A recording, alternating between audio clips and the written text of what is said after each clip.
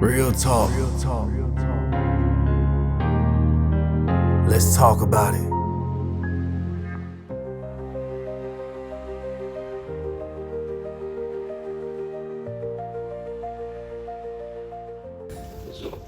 So, Calvin, can you give us a little understanding for those that may not understand what accountability is? What would you say accountability is? If you do something and you make a mistake or you cause harm to someone in any kind of way, you have to realize what you did in that situation and see what you can do to change from that situation. So, I mean, accountability is like me. I can cut somebody out, Right. and I can say I'm sorry, but then I got to realize too what caused me to get to that point, so that I don't get to that point again. Mm-hmm. So I think that's more important than the actual apology is your change behavior. So you got to realize how you can change your behavior so you don't do the same mistake over and over again. Fact. So that's the biggest thing. It's powerful. Facts. I feel like there are a lot of broken relationships because of stuff like that. Yeah. When it comes to like, I don't want to own up for my own actions. I Yeah. just want you to see that you was wrong too. You know, not just me. You was wrong too. And part of it is pride too. Yeah. I think pride Sure. is a big thing, but you got to put that aside sometimes Facts. for the bigger cause. So, That's facts. That's the thing that we do with our kids too. We'll be like, okay, so she go to timeout for a little bit, and be like, all right, so what'd you learn? Like you were saying, which I was like, I don't know why I haven't applied that to the kids. But we'll ask like, what did you learn from that? To make sure she actually know why she was in timeout. exactly. And she'd be like, sometimes she'll make up something. I'm like, all right, now let me help y'all. It's because you did this and you wasn't listening. And then she'd be like, that's because I did this. And I was like, there you go, good job. So what we not gonna do next time? All right, that sounds good. Good to go. I'm glad to hear that. Sometimes she listens, sometimes she don't. It be iffy, but that's kids for you. Can learn a lot from your kids though. Oh yeah. Really learn a lot about yourself. Tell you this. Yes. And let me ask y'all this too. Yeah. Like with you, what you were saying about how you was very introverted, right? And you had these insecurities, like you had these things going on in your mind. Right. Like, do you somewhat feel like you gotta share the serve? You have to share, serve. Because I feel like if you, for example, if you mentoring, right? Yeah. I feel like to a certain degree, you do have to share to let them know why you mentoring. Like what led you to mentoring. You see what I'm saying? So you gotta have vulnerability. Yeah, Yeah, for definitely, sure. definitely that. Because, for example, if I was somebody, there's people that I know, that I use me for example, that I'll be like, oh, I don't know what you're going through, so why would I go to you about this? And then I feel like you might judge me anyway, so why would I talk to you about this? So I feel like you have to make a safe space for the person that's trying to talk to you. But you also have to be open and be able to share as well, because it's like a give and take. You got to give me something, and I'll take this and be like, okay, I'll give you something back. But if it's just give, like I'm telling you this, but you always tell me what to do right or what I'm doing wrong, then it's like, okay, but how do you know this? Like even with my parents, I kind of had that, because it was like, what I say is right, but how would you know if it's right if you didn't do what I did? You feel me? So like, cause I was always, like I said, active in school, so I got in trouble a lot. So, but I feel like my parents wasn't really like that, so I didn't know if they understood what it mean to have ADHD or what it mean to be hyperactive. Like, you can't say that I'm doing this while I'm making bad grades, but I'm actually trying. I just don't understand it, and that's where the problem comes in. So I think it gotta be like a level of honesty on both sides, for sure. Sure. That's a good question though. What about you? I mean, to an extent, yeah. I mean, that's something I'm working on too, because I do hold a lot of stuff in, and I don't overshare or share a lot in general. Right. Like you said, because I don't know people's intentions. So I'm always like, they gonna judge me, or they gonna take this and run with it and tell somebody else. So that's something, as I get older, I'm still working on learning that, like you said, finding a safe space. You know, my wife is one, but outside of that too, because you have to have people outside of, your family as well. But that you feel open to sharing things with no judgment. Yep. Yeah, so I agree with that statement. some work in progress on that, day by day. All right. Hey, it starts with being aware. Yeah, that's true. Where you Yeah. right. So Yeah. that's all it is from there. You gotta just make progress after that. But once you know it, it's up to you whether you turn a blind eye and act like it wasn't there in the first place, or you just be like, all right, it's there. I'm gonna actually work on that and actually make something happen out of it, make it better. You know? Can change, yeah. I think that whole mindset really comes from like wanting to help people. Because when you help people, you have to have a level of vulnerability, like you said, and transparency. You know what I'm saying? You gotta be honest, you gotta be transparent about where in my life did I go wrong. Like, but looking at just me though, not pointing finger at nobody else. I'm looking at me, like what are some things I could have done better? So like, you know, like I said, because I was like that too. Yeah. Like I was super introverted. Yeah. Like I said, I used to always go last to share my presentations and stuff like that. But I realized like I had to look inside of myself. Where did that come from? You know what I'm saying? Like my parents are introverted. Yeah. My mom is a talker. My dad is very introverted. Like he would prefer like not to really share or talk. Right. He's like a person that would sit up in the nosebleeds and sit on the floor. Just to so that you have to. You feel me? Yeah. Yeah, and I realized I was being like that, and I'm like, well, I don't really want to necessarily be like that. It's just not my preference because I feel like I got something good to share with the world. You know what I'm saying? So I'm like, I definitely can't be like that if I want to be able to go to the next level in my life. And that could be because of something they haven't dealt with yet. Yeah, that's for true. sure. Like, that's how I feel with my dad and mom. Like my mom was a talker. I mean, she talks, Yeah, talks, your mom talks. Boy, I mean, talk.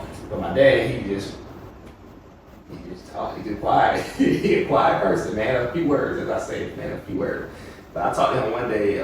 We went to dinner, and I was like, "Dad, why you don't talk a lot? Like you a man of few words. You know that." He was like, "You think I am? You should have met your granddad." I feel like it has to be a fine balance though, because I don't necessarily see like a big issue with being a little introverted. Because you do have to listen to other people. So that's why I feel like I am a good listener. Right. But I feel like sometimes when someone is bringing you the problems, I don't want to put too much out there. Like I'm listening to you, so I don't want to pour more of my problems onto you. Right.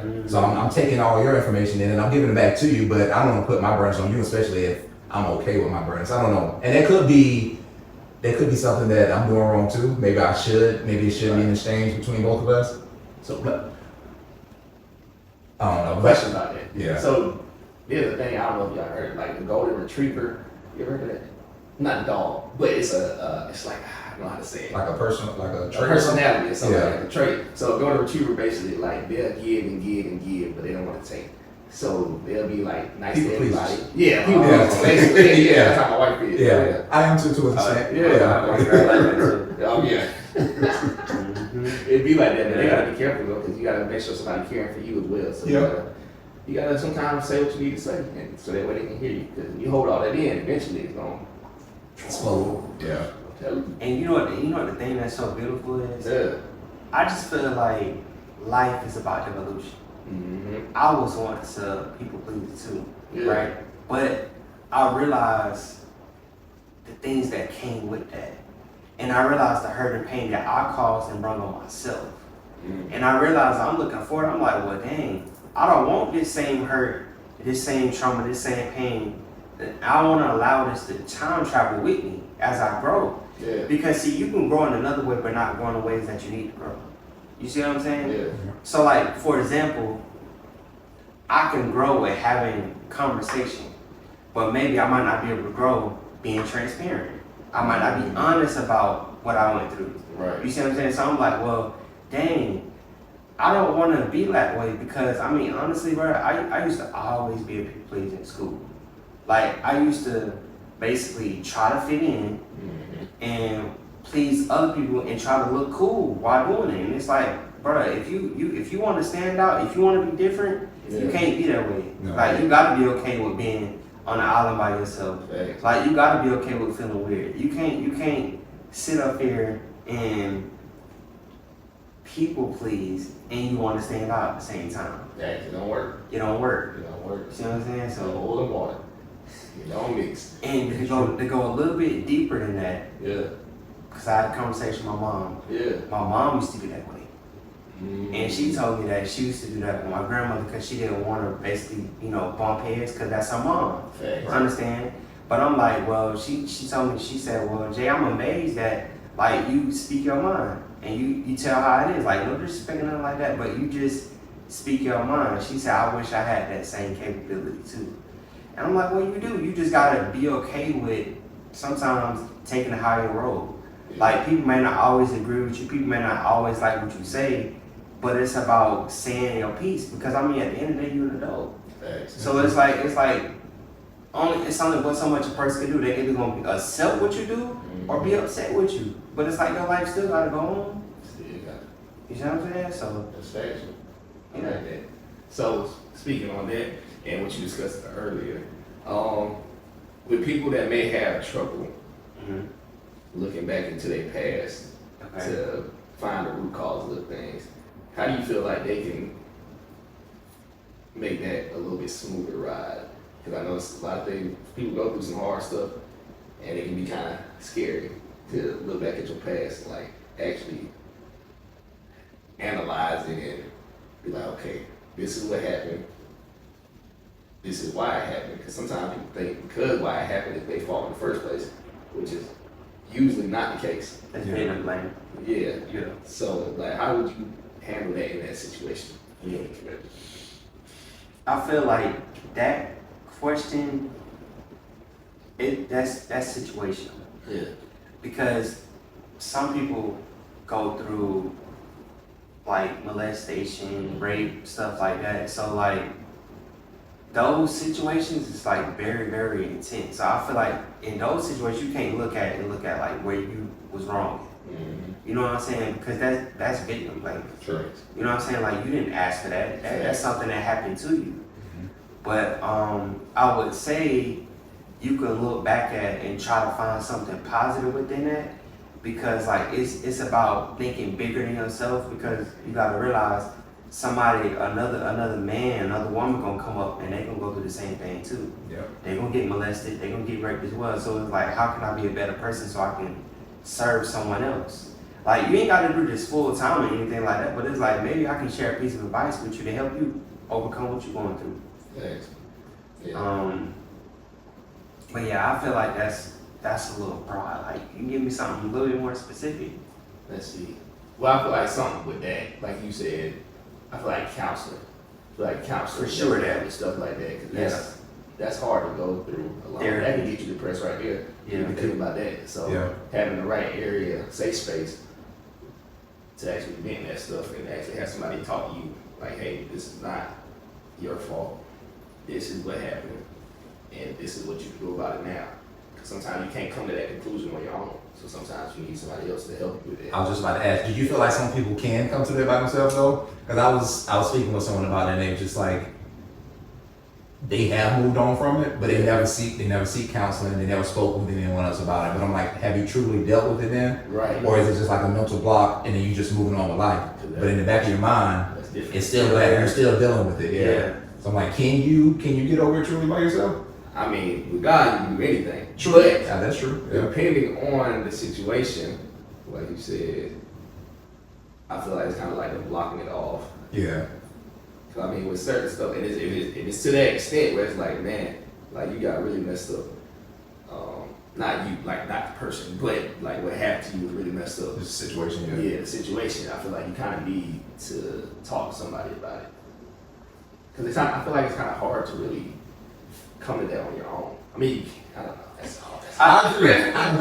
I agree with you 100%. I feel like it. I mean, it's that's a situation that's where it's yin and yang. Yeah. Because some people is mentally tough because they had to be. Yeah. Some people would rather seek counseling and stuff like that, which I feel like that is somewhat more so the healthy way. Mm-hmm. Because like you are getting it out, you are spewing out your pain instead of holding it in. Right. So I don't know. I just feel like that's really dependent upon a person. But I would say to anyone, seek counseling. Yeah. For sure, because you don't want to carry that on to your relationships. Mm-hmm. You know what I'm saying? People that you love. Yeah, you don't want to allow that to interfere with anything that you got going on in your life. Yeah. So speaking on that, I'm glad you said that. So I feel like speaking on what you just said too, to answer that move on question, I feel like it depends on what your life is looking like. because some of the things you may be doing may be a side effect of you holding that stuff in, or you trying to move on. Like, do you drink a lot? Do you smoke a lot? Yeah. Do you make bad decisions and you're not understanding why I'm making these decisions?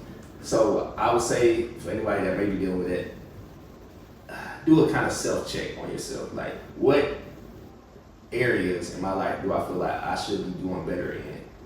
And what would be the reasons that you feel like you may not be doing better in that situation, I would say.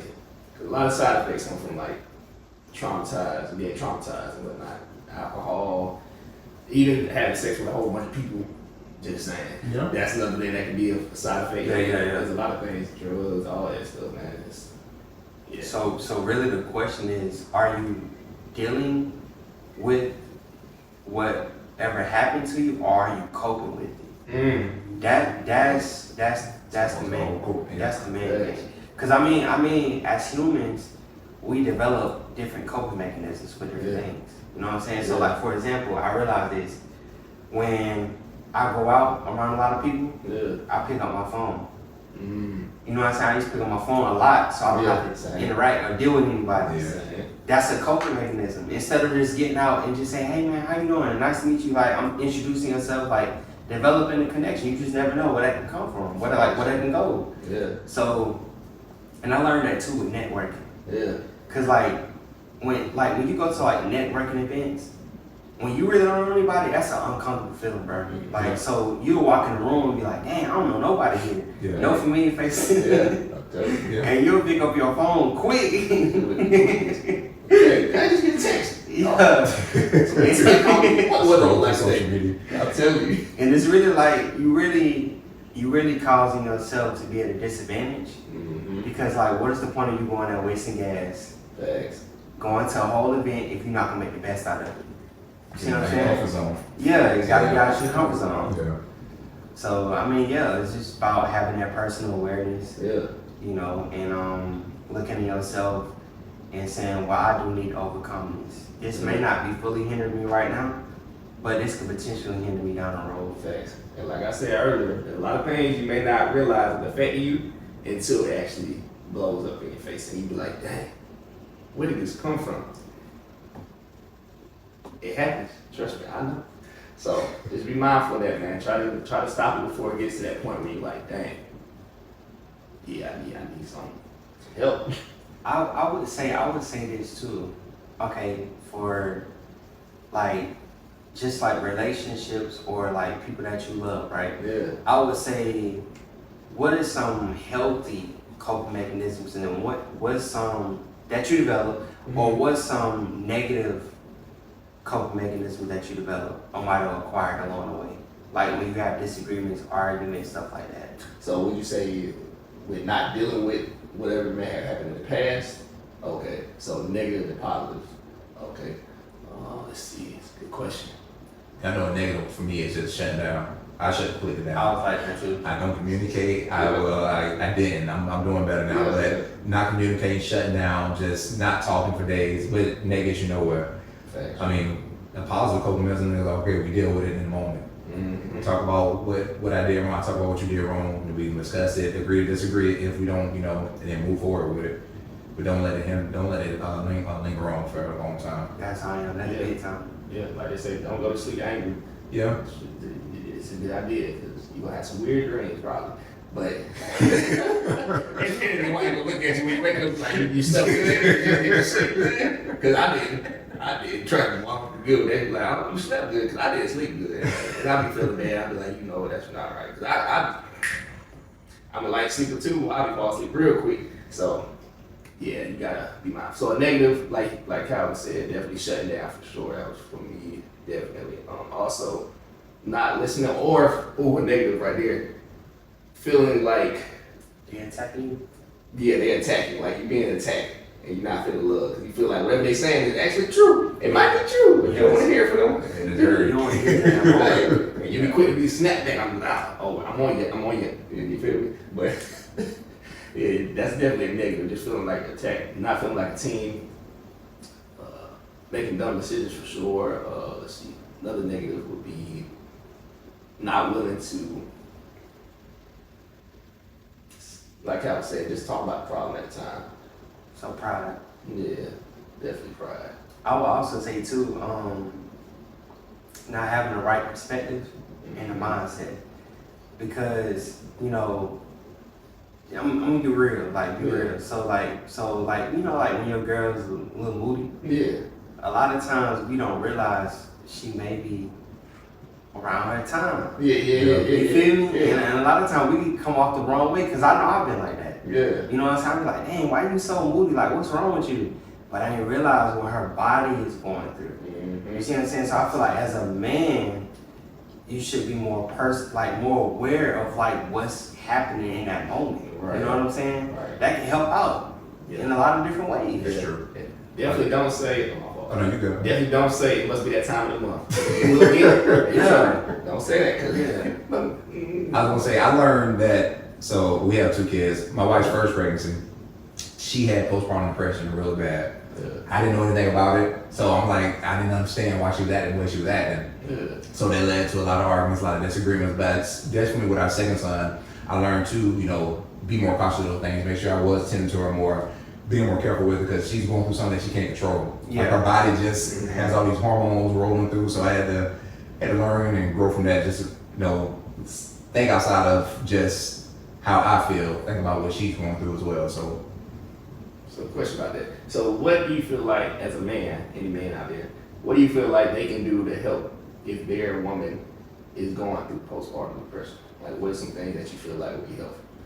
and honestly, I think I know helping out with the baby for sure a lot. Definitely. I mean, it's not really much that I could do to change like what she was going through. Just being more helpful, I think that's the only thing I could do. Just making sure that, you know, I was, you know, helping out around the house, helping with the baby. If she needed anything, that I was there for her. If she wanted to talk, that I was there for her. Yeah. Didn't take things too personal if, you know, if she did have an attitude or anything, but and just let her body kind of resume back to normal. Yeah. And sometimes it can take a while, but you just gotta deal with time as it goes. Yeah. And what is that a sign of? Which part? Like what he's saying, that's a sign of personal development. True. Yeah. So realize personal development can help you out in every phase of your life. Literally, everything. Yeah. Relationships with yourself, the way you interact with people, the way you look at things, perspective, mindset, all that. Yeah. Personal development. Yeah. That probably made you even more caring and all Oh yeah, that. for sure. For sure. Yeah. Yeah, that's good. Man, that's good. Great conversation. I knew it was gonna happen. It just flowed. I told y'all, it just flowed like that. All right, so let me I think we might need to wrap up soon. So questions. So from our viewers, we got what's on your mind. So we're just gonna answer some questions from the viewers and just get y'all perspective on it. All right, let's see. So first question: what is the main thing that contributed to your growth as a person? What is the main thing that contributed to your growth as a person? Self-reflection for one, and definitely God. Yeah. I had to look within and see what I was doing wrong, and it took a while. Just a lot of times, just in my thoughts in my head, you know, I listen to music a lot when I, you know, in my mind frame or whatever. But just sitting back and thinking about what I actually did to cause the harm or issues that I did, and they helped me grow a lot. Yeah. Yeah. That's good. I would say like the same thing that he said, self-reflection a lot. And because when you self-reflect, you can diagnose where you went wrong, and that makes you be more personal aware. Then that's when you can go to God and pray to God, but also do the work too. Yeah. You know what I'm saying? So that's the main thing, because like I can be aware of what I've been doing wrong, but also if I'm not going to him and asking him for help, asking him for guidance, then I realize that I'm doing a disservice to myself and the people that's around me. So it's like the next level of that is like really working on myself, like developing myself, so therefore I don't run into the same problems later down the road. Yeah. I like that. That's good. Okay, so our next question. What's a significant challenge you faced and how did you overcome it?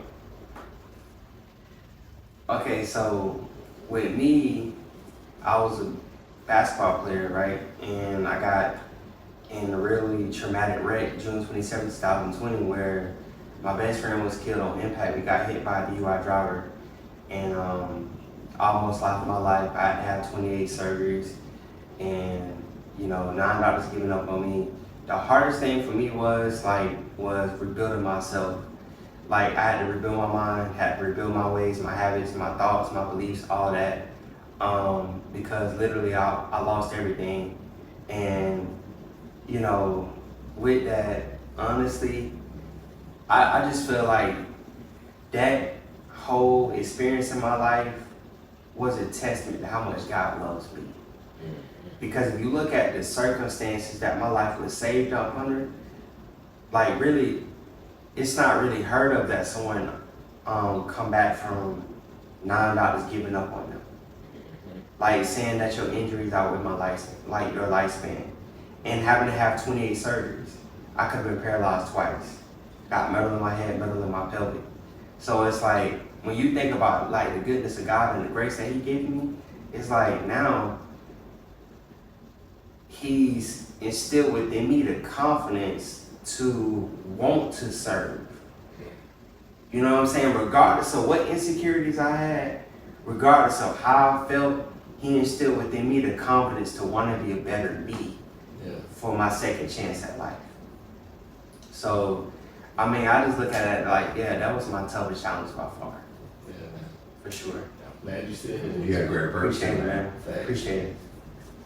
I say my challenge is not as severe as it is, but I think just unlearning unhealthy habits, and that's something I still deal with too, just day by day. Yeah. Like I said, self-reflection, realizing that it is an unhealthy habit, and then learning how to change it.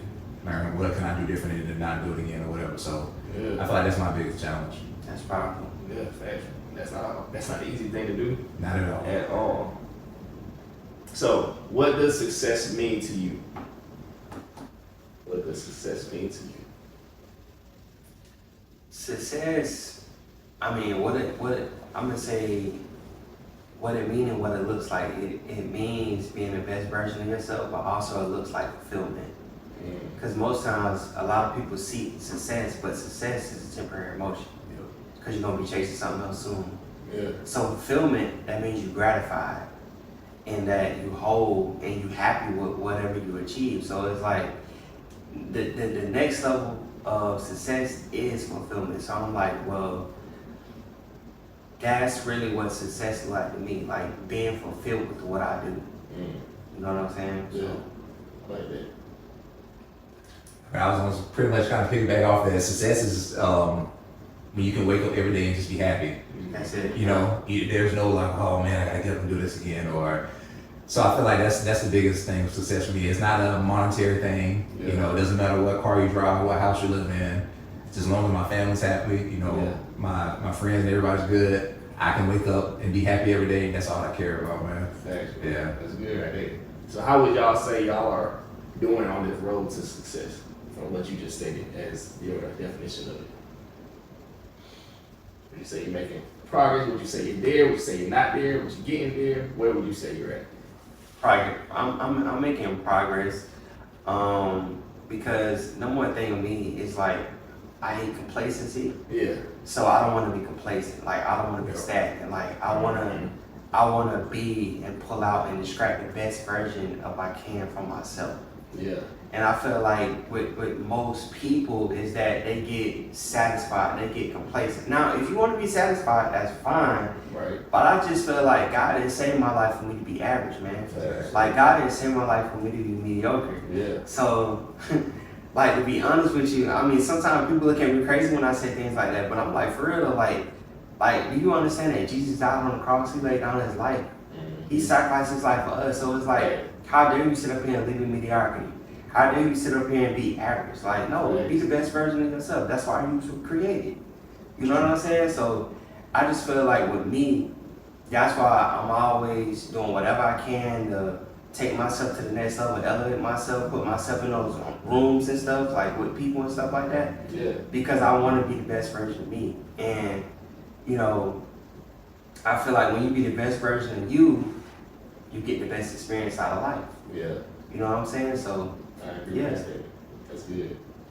I agree with you. I feel like it's definitely a work in progress. Yeah. I can say maybe since I was in like 7th or 8th grade, I always been a goal seeker. Yeah. Like I had a mind and I stuck to it. But then I would say maybe, okay, you know, I graduated college, I did all this in the 3rd, I'm in my job, and I feel like I hit a rut. So I'm like, oh, what can I do next to, you know, succeed? You know, I'm sitting here looking, I'm constantly looking, and it can lead to depression as well. Because I felt like I was being stagnant. But I had to realize that, like you said, success is just not about like your career and things like that. I had to look at my family. I had to I was like, oh, so I am progressing. Like things are getting better. It's not just monetary or what you got in the bank or, you know, what position you hold at your job. So I had to learn that, you know, I'm successful in other aspects of my life, not just career-wise. Right.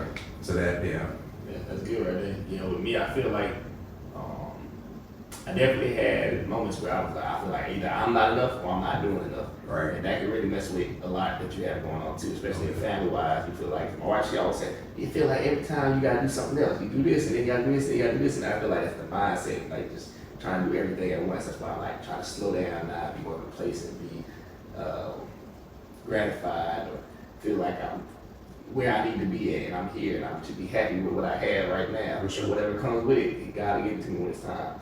Yeah. So I had to learn that for myself for sure. Still learning that. But yeah. All right, so our last question. What's the best advice that you have ever received and how are you applying it to your life? What's the best advice that you've ever received and how are you applying that to your life?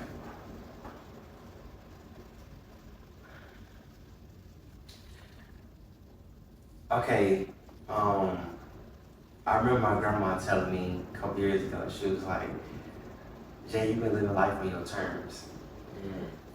And I started to assess like, dang, what does that really mean? Because I didn't know. And when I really thought about it, I'm like, you know what? I have.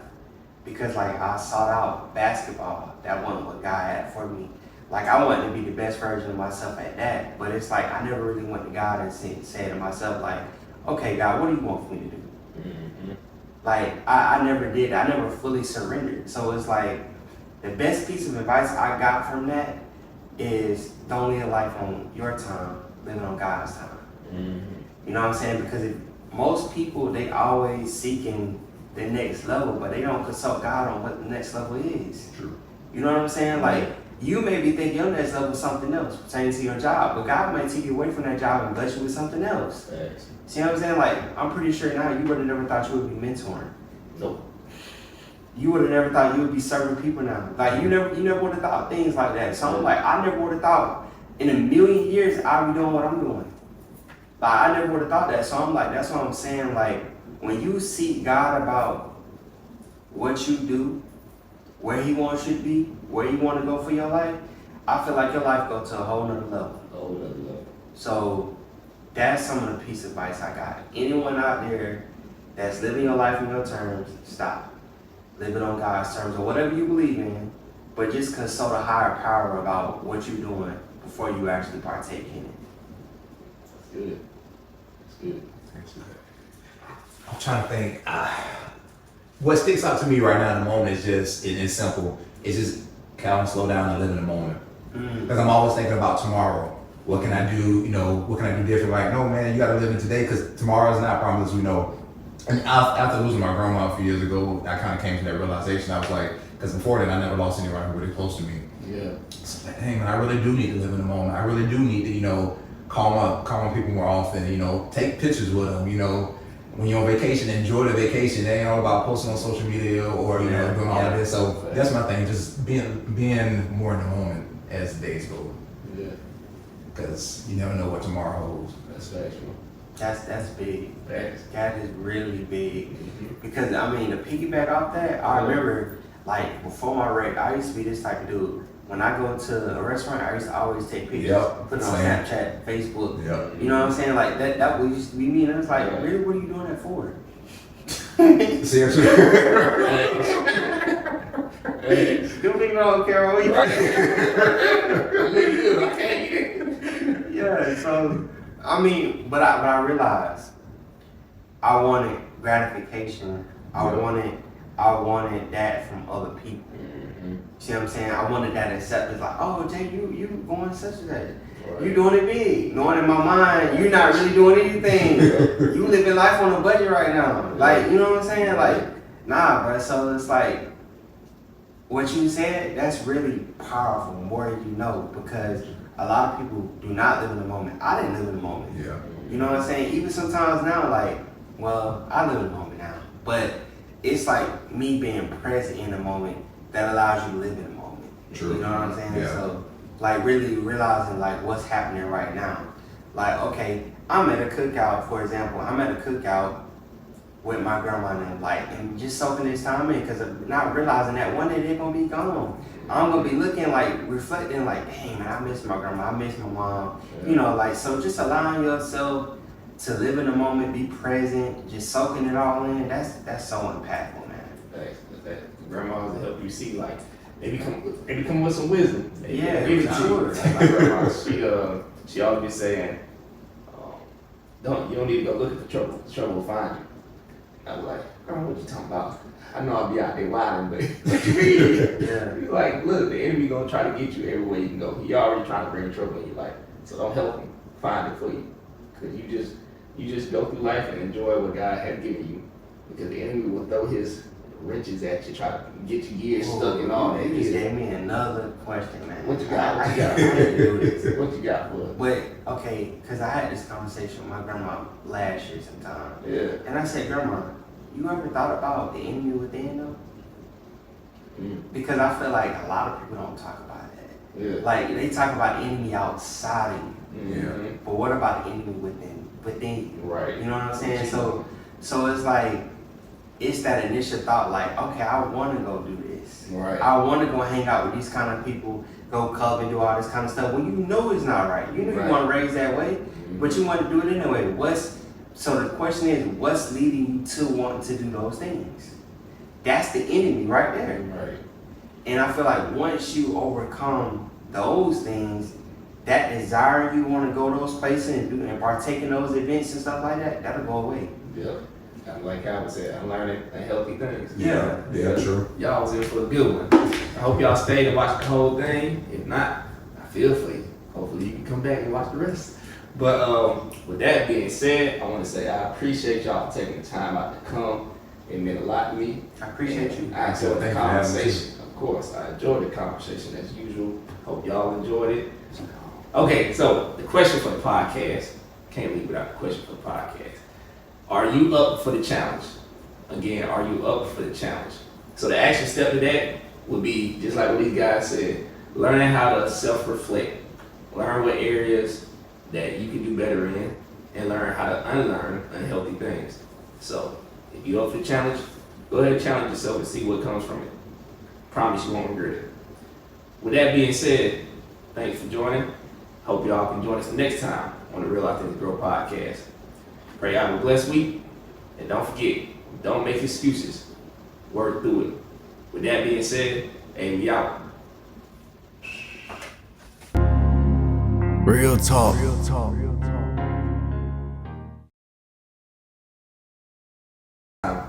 On the Real Authentic Growth. Ooh. I'll fix that. Hope y'all can join me next time on the Real Authentic Growth Podcast. I always get my eye drunk sometimes. Hope y'all join me next time. Real Authentic Growth Podcast. It's alright, bro. Okay, here we go. I got y'all this time. Okay. Hope y'all. Okay, I don't got you this time. I got you next time. All right.